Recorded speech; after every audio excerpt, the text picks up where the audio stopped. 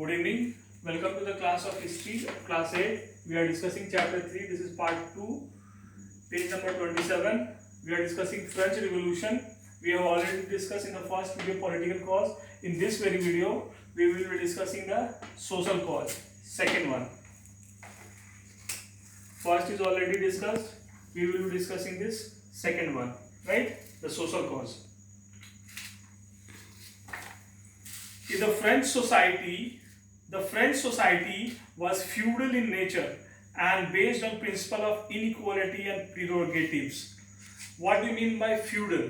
Feudal कहने का मतलब होता है जो just like you can say जैसे भारत में जमींदारी होता है जिसको हम बोलते हैं जमींदारी प्रथा, वैसी ही प्रथा फ्रांस में थी and that type of society is called feudal society, जहाँ सबसे नीचे कृषक मजदूर होता है, पीजेंट्स होते हैं, उसके ऊपर लैंडलॉर्ड्स होते हैं और लैंडलॉर्ड्स के ऊपर राजा होता है। ठीक है, तो लैंडलॉर्ड्स जो होते हैं वो पीजेंट से काम करवाते हैं और उपज का थोड़ा पोर्शन पीजेंट्स को देते हैं और बाकी पोर्शन अपने पास रख लेते हैं और उस बाकी पोर्शन से अधिकतर हिस्सा राजा को देते हैं और अपना शेयर अपने पास रख लेते हैं।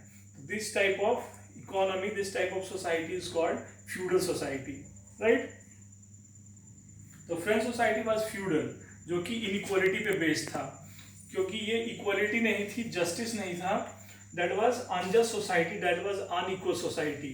जो फ्रेंच सोसाइटी थी that was unequal society and unjust society at that very time. The society was divided into three classes. First state consisted of clergy. Second state consisted of nobles and aristocrats. The third state consisted of peasant workers and bourgeoisie. It comprised of 95% of the total population. First state, second state and third state. Society was divided into three states. First state, second state and third state. तीन state में society divided था। Let it be clear, the society was divided into three states, first state, second state and third state. First state में कौन आते थे? Clergy, second state में nobles और third state में पीजेंट वर्कर एंड बर्गसी, राइट। तो ये जो फर्स्ट टू स्टेट थे दे वर प्रिविलेज क्लास, पहले दो जो स्टेट थे first state and second state, इन दोनों को टैक्स नहीं देना पड़ता था। Only third state was suppose to pay tax, केवल थर्ड स्टेट को टैक्स देना पड़ता था। फर्स्ट टू स्टेट को टैक्स नहीं देना पड़ता था, केवल थर्ड स्टेट को टैक्स देना पड़ता था। और थर्ड स्टेट का पॉपुलेशन में जो शेयर था वो 95% था, मतलब जितनी आबादी थी उसका 95% पॉपुलेशन थर्ड स्टेट को बिलोंग करता था। So you can very well understand the composition of society. अब आप सोसाइटी को समझ रहे हैं कि सोसाइटी तीन हिस्सों में बटी थी, first state, second state and third state. First two state को टैक्स नहीं देना पड़ता था, थर्ड स्टेट को टैक्स देना पड़ता था and it was heavily taxed. और जो कंपोजिशन था सोसाइटी का उसमें 95% people of the society belong to third state, जो कि आम मजदूर था, जो lower class of the society होता था वो थर्ड स्टेट को बिलोंग करता था और टैक्स उसी से लिया जाता था। फर्स्ट टू स्टेट में रिचर क्लास आता था, नोबल्स आते थे, क्लर्गी आते थे, जो कि रिच लैंडलॉर्ड्स हुआ करते थे, नोबल्स हुआ करते थे, अरिस्टोक्रेट्स हुआ करते थे।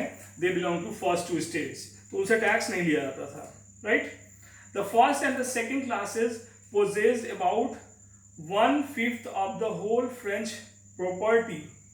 The first and the second class possessed about 1/5 of the whole French property, even though their population was only 1% of the total French population. ये जो first two states था, first two state, they comprised 1% of the total population of France. जो first state था और second state था वो France के population का ओनली 1% था, बट उनकी फ्रांस की प्रॉपर्टी में शेयर 1/5 था, यानी 20%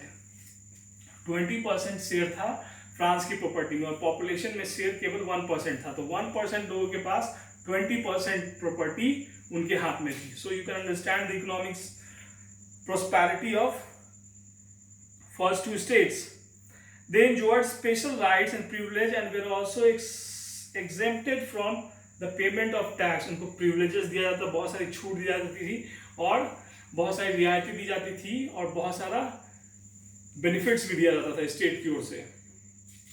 The third class lived in miseries and their condition was pathetic.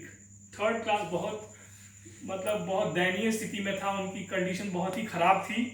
They were overburdened with taxes and tortured by government official. उनके ऊपर बहुत ज़्यादा टैक्स लगाया जाता था और गवर्नमेंट ऑफिसर उनके साथ अच्छा बर्ताव नहीं करते थे. They strongly resented the powers enjoyed by the two other states. और जो दो अदर स्टेट्स को पावर दिया गया था वो उनको थोड़ा अच्छा नहीं लगता था कि हम इतने गरीब हैं और हमसे इतना ज़्यादा टैक्स लिया जा रहा है और वो दो सेक्शन इतना अमीर है फिर भी उनसे टैक्स नहीं लिया जा रहा है. This is unjust. और जहाँ जस्टिस नहीं होगा वहाँ किसी को भी बट नेचुरल है कि अच्छा नहीं लगेगा. तो that was the social condition of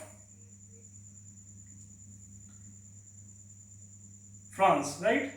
There is one more cause, economic cause. There is one more cause,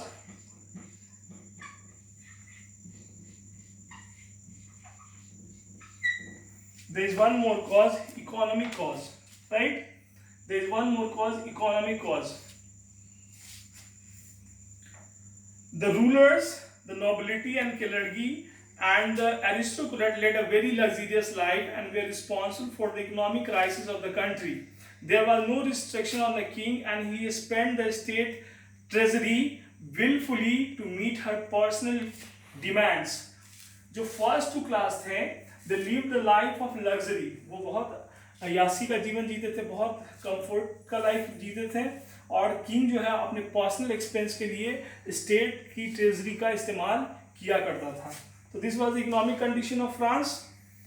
The participation of France in Austria's War of Succession, the 7-year war and the War of American Independence had almost emptied the state treasury.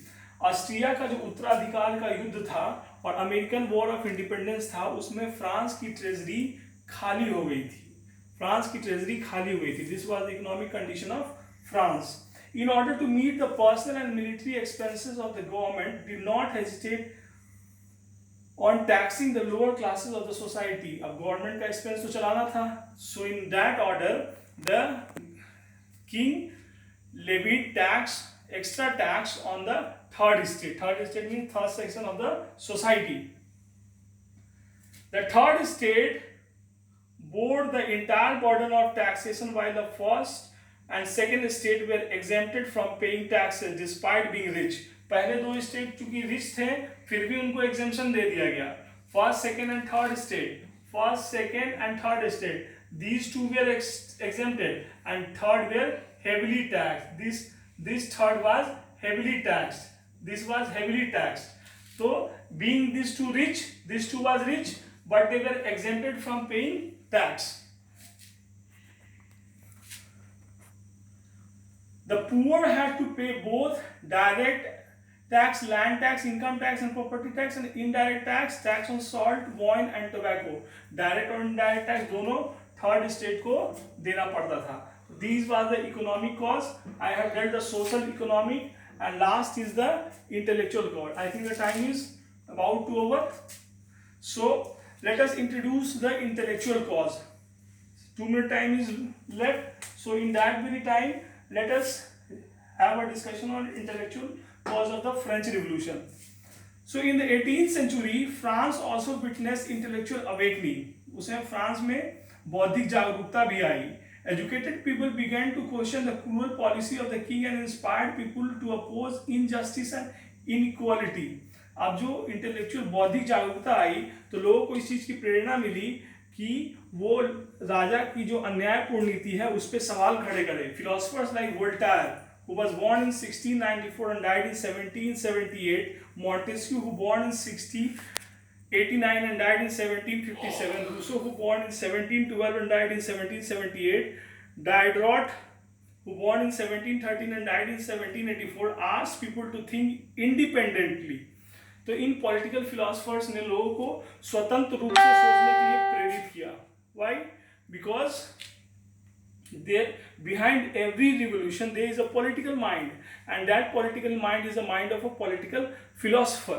So this became the intellectual cause of the French Revolution. I will be discussing the intellectual cause in detail in next video. Till then, take care and stay safe.